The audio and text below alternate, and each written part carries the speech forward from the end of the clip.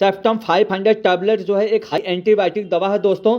यह कैसे जो है आपके जो है फेफड़ों में निमोनिया है या फिर जो है कि कान पेशाब में कोई इन्फेक्शन हो गया है या फिर मूत्र मार्ग में कोई इन्फेक्शन है, हड्डियों या जोड़ों त्वचा या फिर कहीं पे इन्फेक्शन है, तो कैसे यह दवा इन्फेक्शन को समाप्त करती है, इसकी जानकारी सभी को होनी चाहिए। तो दोस्तों आइए जान लेते हैं सेप्टम 500 टैबलेट के बारे में। देखिए septum 500 tablet is a versatile antibiotic medicine that kills the infection causing bacteria in your body. इस दवा का इस्तेमाल कई अलग अलग प्रकार के इन्फेक्शन जैसे कि फेफड़ों यानी जब निमोनिया हो जाता है या फिर कान में किसी तरह का इन्फेक्शन हो गया है या फिर पेशाब में किसी तरह का इन्फेक्शन हो गया है, मूत्र मार्ग में जो है यानी पेशाब की नली में कोई इन्फेक्शन हो गया है, हड्डियों में कहीं अगर चोट लगने के कारण कुछ इन्फेक्शन हो गया है, जोड़ों में कुछ इन्फेक्शन हो गया है दोस्तों, अगर जोड़ों में कोई प्रॉपर लगातार दर्द हो रहा है और कोई इन्फेक्शन बढ़ गया तो कैसे यह दवा काम करती है।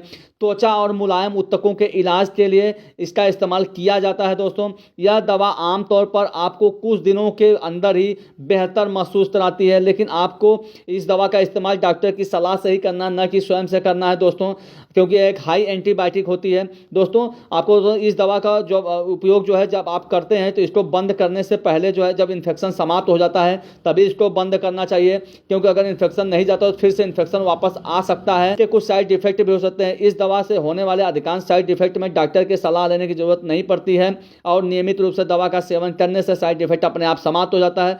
अगर हाँ साइड इफेक्ट बने रहते हैं या लक्षण बिगड़ने लगते हैं तो डॉक्टर से जरूर सलाह लेनी चाहिए। सेप्टम 500 टैबलेट के कुछ सामान्य साइड इफेक्ट इस प्रकार जैसे रैश, उल्टी, एलर्जी रिएक्शन, लीवर एंजाइम में बढ़ जाना या फिर जो है कि मिसली आना, डायरिया यानी दस्त हो सकता है। अगर इस प्रकार कुछ साइड इफेक्ट होते हैं तो डॉक्टर से तुरंत सलाह लेनी चाहिए। सेप्टम टैबलेट किस प्रकार काम करता है दोस्तों? तो सेप्टम 500 टैबलेट एक एंटीबायोटिक है। यह बैक्टीरियल प्रोटेक्टिव कवरिंग यानी जो कोशिका झिल्ली होती है बनाने से बचाकर बैक्टीरिया को मारता है, जो बैक्टीरिया के जीवित रहने के लिए आवश्यक है। सेप्टम 500 टैबलेट के कुछ खास टिप्स के बारे में बता दो दोस्तों।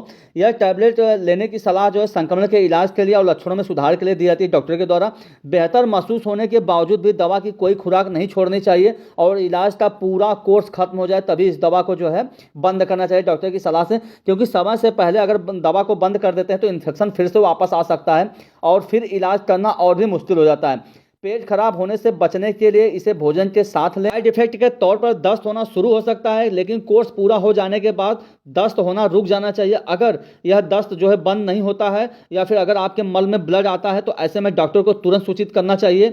यदि आपको रैश, त्वचा में खुजली, चेहरे और मुंह पर सूजन या फिर जो है सांस लेने में कठिनाई जैसी समस्याएं आ रही हैं सेप्टम टैबलेट का यूज करने पर, तो इसको तुरंत बंद कर देना चाहिए और इसे तुरंत अपने डॉक्टर को जो है सूचित करना चाहिए। सेप्टम 500 का 57 रुपये MRP है इसकी। सीफा काइंड मैनकाइंड के 44 रुपये, सफेसिन जो है सिप्ला की 43 रुपये और स्पेक्ट्रा जाइन 500 जो है अपेक्स की 37 रुपये में मिल जाएगी। जानकारी अच्छी वीडियो को लाइक करिए, शेयर करिए, चैनल को सब्सक्राइब करिए।